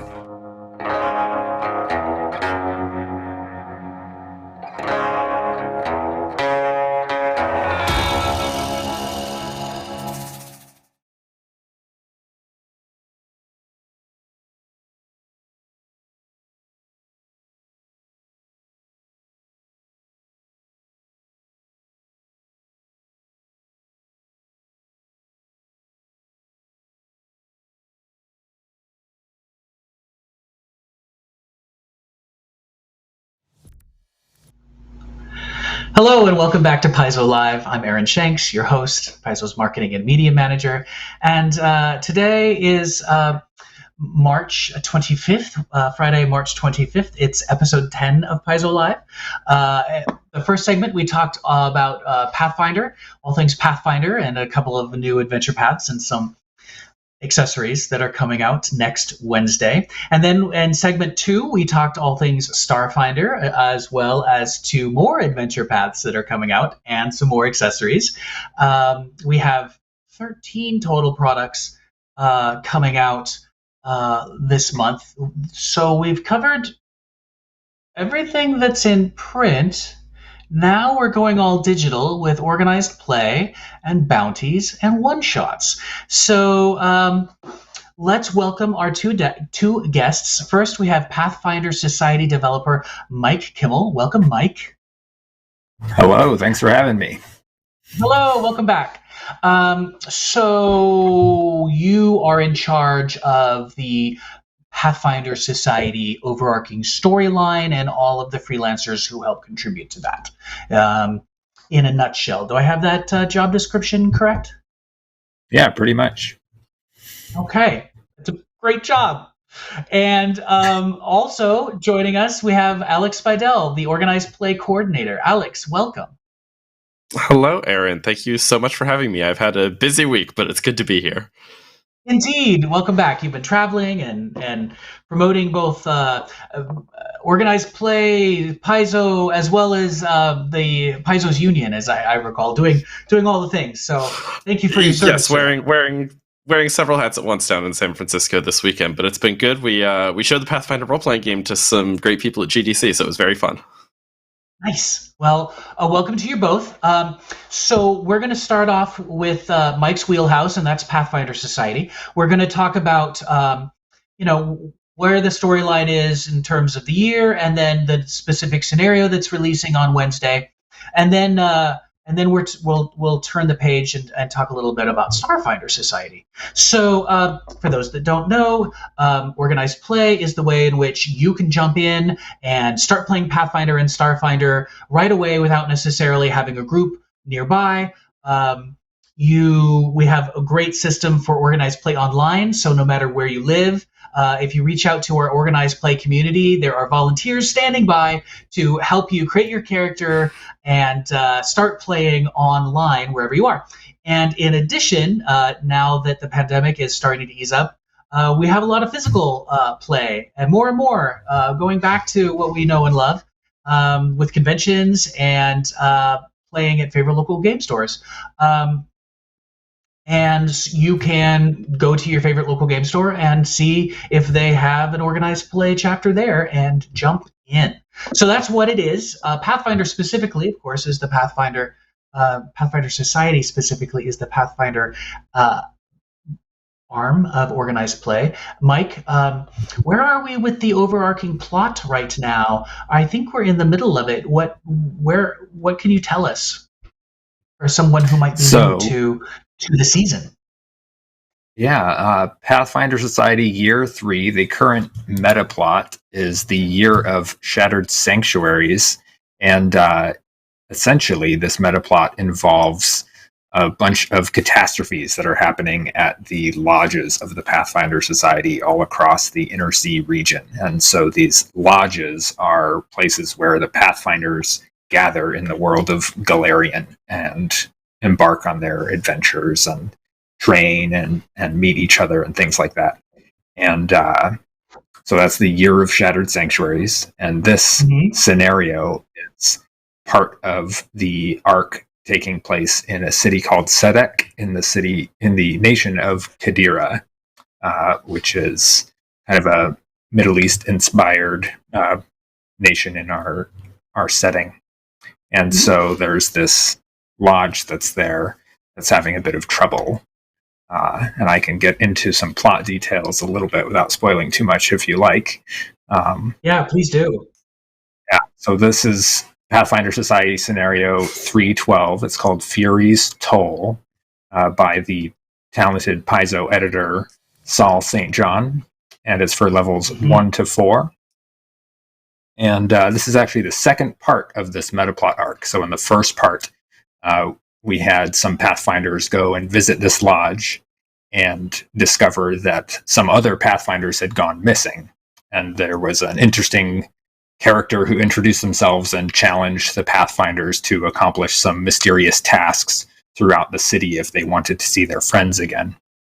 And so they did that, and now we have a scenario that is all about welcoming people from the nation of Kadira to the new Pathfinder Society Lodge that has now, it's going to have its grand opening ceremony. It's this big, exciting event, brand new place for Pathfinders to gather and do missions. And so this scenario is all about making new friends and having this awesome party. It has an Envoys Alliance faction mission, which is one of the groups in the society that is about making new friends. And of course, it wouldn't be a Shattered Sanctuaries adventure without someone showing up to cause problems for the society. So you're going to have this party, and there's going to be someone coming to the party who maybe you don't want to have there. So we're going to be kind of continuing some of the chaos of the first scenario and learning what happens next in this particular region. Fun. How long should someone set aside to play a scenario? We try to write them to about 4 hours is kind of our goal, but with the process of like mustering your group to play and handling some of the organized play logistics and things like that, I'd say like 4 to 5 hours for this part. Yeah, I think my experience of dropping by my favorite local game store is maybe 6 or 7. You know, they'd show up on a Saturday night, and you could expect to play a little late, you know, but it's really great because there's all these chapters, right? I mean, you just there can be several beats, several story beats within one scenario. And it kind of depends on the level range and your local group and whether they tend to like there's some interesting NPCs to role play with in this one. So if your group is really into those conversations, it might extend a little longer. Including, I must say, some of the best art on an NPC that we had in a little bit. I forget her name, but do the art. I very badly want her to be a meme. We need Discord reacts of her. She's very good. If you want to know what we're talking about. Yes, we had a blog post yesterday on Paizo.com previewing our Pathfinder and Starfinder scenarios, and that's where you'll find the art. Yes, you'll know which one. You'll know which one I'm talking about. It's amazing. Yeah, and so And if you're watching this video on YouTube next week or anytime in the future, that art that blog stays up, and you can use the organized play tag to search through all the organized play blogs. And it goes way back. I've had to dig back into the archives for a few different things, and it goes way back. Yeah, we like to keep things around. So great. That's where we're at with this month's scenario. And the new season starts at Gen Con, right, Mike? The new mega plot. Yes, and it is not announced yet. So stay tuned for more in the future. I can't wait to announce it myself. The Year of Shattered Sanctuaries has been a lot of fun, but it was also not my original idea. I came in partway through and I'm finishing it out, and it's been awesome to do that, but it's also been a lot of fun to create an idea from the start. So I can't wait to announce it, but I can't say what it is. Sorry. Great. Oh, that's great. Just giving folks a roadmap, of what they can look forward to in the months to come. So we certainly have several more scenarios to play before then, and we'll talk about what's happening at PaizoCon when we go to Alex. But for now, let's switch over to Starfinder Society, because we've got a scenario and then a one shot and a bounty to talk about in the category of Starfinder. Lots of Starfinder content this month. So what do we know about the new society, the Starfinder Society scenario releasing next Wednesday? Yeah, so Starfinder Society scenario, Feuding Faiths, is by Scott D. Young, who's one of our veteran organized play authors for both Pathfinder and Starfinder. It's for levels 5 to 8. It's part of the Data Scourge metaplot and involves the Acquisitives and Dataphiles factions. It's the second to last scenario of the season, so that is exciting. The penultimate scenario here. And without spoiling too much, the Society has discovered the identity of the mastermind behind the Data Scourge in a previous scenario. And now they are working with the Dataphiles faction to digitally trace the Data Scourge virus to its origin point. So that, if that's not making you want to come in and find out what's going on, I want to go play right now. Like, Alex, what are you doing later? I got some time. I'm running this next weekend. I can run it tonight too. So there's a bit of a setback for the Starfinder Society, and they go to attend an interfaith religious summit held on Absalom Station to get some aid from representatives from the Church of Triune who are attending the event. And just like in the Pathfinder scenario we have coming out, not everything quite goes as planned. So there's going to be some trouble interrupting the efforts to bring these faiths together, and excitement will ensue. It's interesting. I didn't realize until literally we were sitting right here that we have two scenarios coming out this month that are both very much about going to a place and making some friends with some new people who might pay off. So it's a interesting synergy there across the lines. Which is really what the society play is all about. It's designed so that you can make new friends. I know that sometimes if you go to your favorite local game store, you might end up gaming with a lot of the same people over and over again, and that becomes your new gaming group. With some variability, depends on who shows up and when. But with the online play, it can be incredibly diverse. You can be playing with people from all over the world, so make interesting new friends. That's one of the great joys of organized play. Absolutely. I can't wait till we're in our same room together. Right, it's exciting. So that's where we're at with this month's Starfinder Society scenario. We are starting a new Starfinder Society season at PaizoCon in May. We've started to and we've announced it. We're building up to it. We're starting to do reveals. You can look at last month's Paizo Live for more information about that from Jessica. And we've had some deep dives into I believe there are 3 new factions, and 2 of the 3 we've had a deep dive, and I'm working on the deep dive for the 3rd. So get yourself up to speed and get ready for next season of Starfinder Society. Now let's talk about the one shot that's coming out. It's called System Takedown, and it's Starfinder one shot number 3.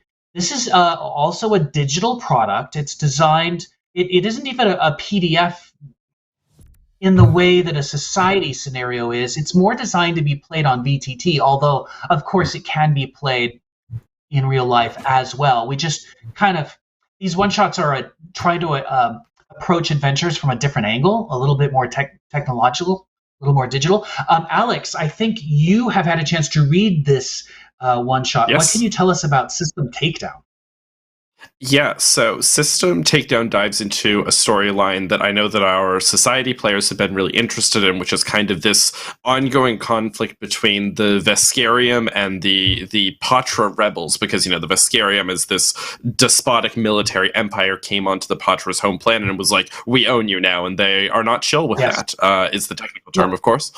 And so this scenario takes you into a group of rebels who are trying to take down a particular Veskarium official by revealing some of his crimes and atrocities and making him sort of too toxic of an asset for the Veskarium to interact with. So it's very much an infiltration mission, a little bit of a heist mission.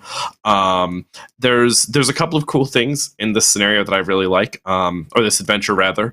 You were talking about how they're very much sort of built for digital play, and this one does a lot to really integrate the idea of playing it on a stream. So there are ways built right into the scenario that if you're playing on a stream, that the live chat might be able to drop in and give you some information or be able to help you out. Nice. They're also so it's super cool for that. It's really great for streamers or stream games like that. There may also be some mechs, which I know are a player favorite and something that we haven't done a whole lot with in published adventures yet because they're still so new. But you may get the chance to play with some in this one shot. That's true, because the digital play division, the organized play division, the digital products team, as it's digital, the turnarounds are faster. And so the design team and the development team can come up with shiny new things for both Pathfinder and Starfinder. And the way you're going to get to play them first is through these scenarios and these one-shots and these bounties. It's fun that way. Absolutely. And we do actually, not to get ahead of us a little bit, but we do have one of the scenarios we've announced for Year 5 coming out at PaizoCon does also have the mech tags, so players can assume and infer that they might get to play with some mechs in that one too, and that's been... I know a thing that Linda's been working very hard on is creating a reference sheet for people who have never encountered mechs before and will now be encountering it at our tables. Yeah, it's a new skill set. I mean, you can be well, I think the phrase is a 5-star GM, and I don't know if that applies to both Pathfinder and Starfinder, but it's Novus and Starfinder, but yes. Novus, yes. Yes. Thank you. Space, so I'm like, space. You can be yes, it's space Novus. So 5 Novus in Starfinder and be very experienced, but then we innovate and look, something new. Yep. Yeah, absolutely. It is new for everyone, so that's got to be exciting. I'm excited. I was, tangent. I was just talking to Rachel, our marketing and licensing coordinator, and she and I are like, we need to get more gaming in. We need to get more Pathfinder and Starfinder in, and we're like, so we're gonna do more society play. I mean, it's a great way for coworkers to get together and just jump in and learn stuff and have fun. And anyway, we're really looking forward to that. Personal tangent. Yeah. So let's talk about the Starfinder bounty. I think that's called Test Flight. Mike, do you have some insights on that? Yes, I do. So bounties are shorter than scenarios. So this is like more like a 1 hour, hour and a half type adventure. And this one is our second bounty for Starfinder. It's by Mike Bramnick. And it is a test flight, surprise, of a new starship called Grimshaw 1. For a test flight between Absalom Station to a Leovaran moon and back.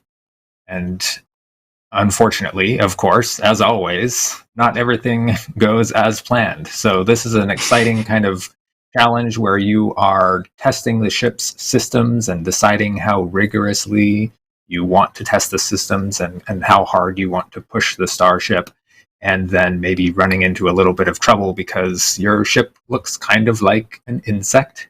That's the design style of it, and there is some interesting wildlife in this system who sees this bug and goes, tasty. So nice. Good luck. Have fun. Exactly. Oh, that's great. So this is our second bounty. It's first level. Both the one-shot and the bounty are designed to be played in non-society atmospheres. You don't necessarily need to be a part of organized play to play one-shots or bounties. We have Pathfinder one-shots and bounties as well. But they can be played in the society system. So they serve two purposes. And they're really fun and short, and there's an opportunity for clever concepts that you might not be able to fill an entire adventure with, but they're just. I love the fact that we have different size adventures. I'm looking forward to test flighting some of these myself. All right, I think that takes care of the Starfinder adventures that we have coming out digitally next Wednesday. Digital only at Paizo.com. Unfortunately, these are not available anywhere except Paizo.com. Unfortunately. So let's move on and talk about PaizoCon and Gen Con with Alex, at least to know what can be known. Last time we talked, Alex, we were sort of talking around things because certain blogs hadn't posted yet. What do we know? What do we know so far? Yes. So I can be much less circumspect about it now because we've actually announced information. So PaizoCon will be happening both in person and online this year. The event will run, let me look at my big calendar, May 27th through 30th.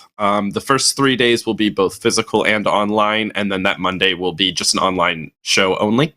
So we will be having about 500 to 600 people at our usual hotel in Seattle, running physical games for us for the first time in like 2 or 3 years. And we will, of course, have a bevy of online tables as well. As far as new content, goodness, we've got all sorts of new content. We are launching Starfinder Society Year 5, the Year of Redemption's Rise. So we'll have 3 new scenarios there. We will be launching our new Starfinder Special, $4.99, A Time of Crisis, which will sort of be taking us into the beginning of the Drift Crisis, and as Thurston has pitched it, kind of lets Starfinder Society characters have that sort of where were you when the Drift Crisis started kind of story. I've read through it very recently. I'm very excited for it. It's going to do some new stuff and some stuff that I think is really cool. On the Pathfinder side, we'll have Pathfinder 3.15, which is our first scenario for levels 9 to 12. It's the highest that we've gone so far on the Society side. And all sorts of other little previews, little things that we'll be doing. The online show actually as well, and possibly the physical show, but don't hold me to it. I can't remember. Someone might be in chat to correct me. But at least the online show will also be running previews of our free RPG Day scenarios for 2022. They get access to them a little bit early, and we'll get to run them. So we've got all sorts of great content. We'll have seminars and streams and in-person activities and all sorts of other crazy stuff on top of that I'm not even qualified to talk about yet because it's all still very hush-hush, and I'm not allowed to tell you yet. Yeah. But we're very excited to be having a physical show again. I'm very excited at the prospect of seeing everyone again for the first time ever since I've been hired, really. And getting to do the online show again and getting to provide the content to people that way who can't make the travel yet. That was a lot of words. Yeah. I'm going to breathe. You asked me questions, Aaron. Well, I'll just jump in and say I'll be wearing my PaizoCon online hat, much as I have in the last couple of years.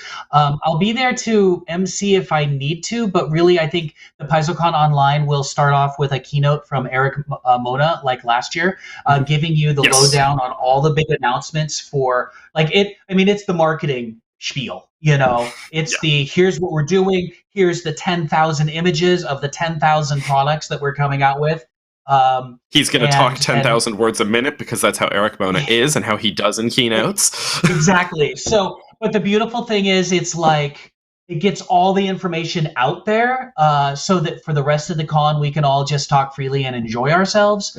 I think the truth is, I was talking to Jason Keeley about this before the show, and I think everything that we are going to come out with between now and the end of the calendar year, I think is going to be solicited and announced to the industry, and therefore we will have a product page for it on Paizo.com by the time PaizoCon occurs in late May. So in the next 60 days, I think you'll see all the cards revealed. We're gonna reveal a whole bunch of stuff then. A bunch of stuff, which is only going to add to the hype. Let's be honest. And then Eric's actually going to come on with a keynote and give you detail. And and then we'll have seminars on PaizoCon online where I get the publishing, the editorial team in panels, and we talk about the products. We're trying to innovate ways that we can, make it a little less product oriented and a little bit more. Well, what's the story arc? Let's focus on. Yeah, we're working on the lore, the draft. Yeah, we're working on the draft of the stream schedule right now, and we're doing a lot of sort of changing up of it's not going to be the same thing you saw over the past 2 years. We're going to do some things a little bit differently, and some people might be streaming from the show. So we're innovating a lot this year, and I'm very excited about it. We know PaizoCon is headed to a hybrid experience in the years to come, and this is our first baby step into a hybrid con. And it's going to be, masked and limited attendance in the physical. I hope it's not limited realm. attention. So, no, limited attendance. This is our first step into hybrid, and it's really exciting. It's exciting. And I should say we're doing the same. We're planning to do the same thing for Gen Con as well. Some of us will be at Gen Con in Indianapolis. We'll have our little chunk of the Sagamore ballroom there that we'll run a bunch of tables, but we'll also be running tables online as well, so people will be able to experience the launch of Pathfinder Society Year 4, which is actually the number. I keep calling it Year 5 because I'm wrong, but it's Year 4. We're not skipping a year, or are we? Yeah. The other thing I do want to say, by the way, before, I know we're coming up on time here very quickly, but as far as the conventions, both PaizoCon and Gen Con, if you are interested in GMing and volunteering for us at either convention, GM signups for both are up and are on the website. GM, I was just going to say signups, but really it's the part where the GMs pick what games they want to run for PaizoCon, actually open tomorrow at 9 a.m. So if you want to be in that first wave, you better get your application in now. Sorry to the committee who I just might have given more work. But we're also taking Gen Con applications on a rolling basis, PaizoCon as well, so if you're still figuring out your plans, you can still submit, and you can definitely do both conventions. We're looking for volunteers for the online and physical shows for both right now, and we've got plenty of spots available. So if you want to join us, it gets you in the door for free if you run enough games, which is real nice. You get some rewards for it, and you get to run at PaizoCon and Gen Con. You get to run the new stuff before anyone else. Excellent. Thank you, Alex. Yeah, go to our blogs on Paizo.com for all the information in writing. Let's wrap up. And Mike, where do you like to be found online? And what's your Paizo Live spoiler? Well, I am on Twitter sometimes, kind of bumbling around on there. And that is _ Mike Kimmel, MikeKimmel. And my Paizo Live spoiler is related to the scenario, Pathfinder Society scenario, Fury's Toll, may be the conclusion of the metaplot arc for Year 3 in this region, but it is not the end of the story for these characters. So if you have played 308, Foundation's Price, which was the first part, and you are enjoying these characters, don't worry, their story is not yet done. Nice. I'm enjoying the characters. Nice. Okay.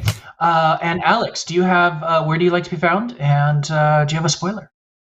Yeah, absolutely. You can find me on my Twitter handle at AlexSpidle. It's there at the bottom of the screen where I tweet desperately about RPGs, unionizing your workplace, and also reality television. So it's a real grab bag, and I apologize for that. But sometimes I post dice, so there's that. Excellent. My Paizo Live spoiler, last time I had all sorts of shiny pins to show off. I do not have new merch this time, unfortunately, but I decided to share some information about the Starfinder Society 501, the intro to Year of Redemption's Rise, which I wrote, which is big and stressful because, oh boy, I hope people like it because I want them to like the whole year. But, I thought I'd tell people a little bit more. The scenario as I wrote it, I tried to make it very much like a day in the life of a Starfinder Society agent. It's very much, you go around and you do little missions for each of the 3 new factions to kind of get to know them, learn what they're all about. One of the missions, the one for the Manifold Host, is that they sort of come to you and say, hey, we've got some new agents. Can you give them a tour of the Lore Spire complex and sort of show them around, show them your favorite spots in the Lore Spire? So it's a cool way to sort of show off your Starfinder knowledge, and the GMs are very much encouraged to just throw some NPCs around in the halls of the Lore Spire, and so you never know who you might run into when you're playing it. It's very nice. It's one that I think GMs can really make their own and have a lot of fun with, and have some of their players' favorite NPCs sort of show up again. So yeah, look forward to that. Okay, thank you. Well, thank you both for joining me on Paizo Live for the organized play and convention segment, our last segment of the evening. Thank you both. I will say goodbye for now, and I will give our audience just a little bit of an opportunity to take a look at Goblin Firework Fight, the new party game that Paizo is releasing next Wednesday as well. It's one of our first board or card games since probably the Pathfinder Adventure card game, to my knowledge. The final box looks like this. It is a different shape than maybe you saw in the mock-ups. I took it with me on a family trip last weekend and started sorting through it. It comes with instructions that are fold out with lots of amazing. Here, let's see if I can show you. Goblins and pigs and pickles. Goblins, pigs, and pickles. Okay, do you need any more information? No, I don't think you do. This is my little secret quest to get this PDF put up on our product page so you can download it for free and see what the game is all about. I think that might be a pretty good way of deciding whether or not you want to buy it, as if you'd be on the fence. I can't imagine. So it comes with a bunch of, essentially it's cards and tokens. Squealy Nord pig cards. That's the back, with all sorts of pigs there. There. Okay. And goblin cards, goblin tricks. So they look like that. And here's an example of. Ooh, there we go. Okay, there are images on the on our product page that you will like better than me showing and telling. But I wanted to at least give you a little look inside the box. We have little tokens on one side. They all have goblin heads, so that you don't know what they are. And then underneath there's either shields or fireworks or dog slicers or a pickle or a bomb. You should know that there are 2 different ways to play this game. There is like a simple start and then an advanced game. Jason Bullman did talk about this game pretty extensively last month. So you can, and he's been incredibly devoted to the design of the game. So go back and watch Paizo Live last month. That's the February episode, and you'll hear it all from him. Comes with a little bag for drawing the tokens out, because there's some element of randomly drawing things. It's a great compact little game. I haven't really gotten to play it as much as I want to yet, but the art is great and it's gonna be fun. So that's about all we have time for. We've met our 2-hour block here at Paizo Live. I will remind you that We always love your subscriptions on Paizo.com. You can see the list of product lines you can subscribe to. We also want you to patronize your favorite local game store. It's been a hard 2 years for game stores with the pandemic. We recently went to the Gamma trade show, and networked with a lot of retailers. And my understanding is that there's a lot of new stores opening back up again. So look for new stores in your area, because there might be ones you've never, they might be new. They might not have been there before. There's a lot of geeky, devoted board game gamers who are opening up their own stores, and you'll want to patronize them. That's it for now. The next Paizo Live will be April 22nd. That's episode 11, just before our April street date on April 27th. So for now, thanks for joining us, and adventures ahead.